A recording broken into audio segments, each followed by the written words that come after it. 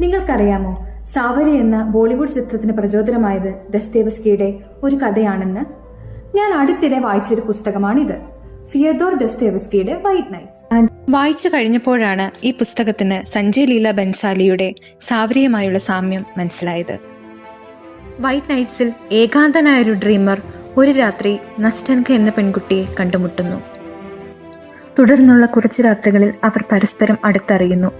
ഡ്രീമറിന് അവളോട് പ്രണയം തോന്നുന്നു. പക്ഷേ നസ്റ്റൻക കാത്തിരിക്കുന്നത് മറ്റൊരാൾക്ക് വേണ്ടിയാണ്. ഇവിടെയാണ് സാവരിയുമായുള്ള സാമ്യം.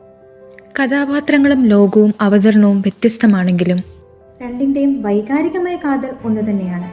ഏകാന്തത, കാത്തിരിപ്പ്, പ്രതീക്ഷ, സ്വന്തമാക്കാൻ സാധിക്കാത്ത ഒരാളോടുള്ള പ്രണയം. വളരെ കുറഞ്ഞ സമയത്തിനുള്ളിൽ ഒരാൾ എങ്ങനെ നമ്മുടെ ജീവിതത്തിലെ മറക്കാനാവാത്ത ഒരു ഓർമ്മയെ മാറുന്നുവെന്ന് ഈ കഥ വളരെ മനോഹരമായി അവതരിപ്പിക്കുന്നു. ഇത്തവണ സാവരിയ ഒന്നുകൂടെ കാണണം ദസ്തേവസ്കിയുടെ കണ്ണുകളിലൂടെ.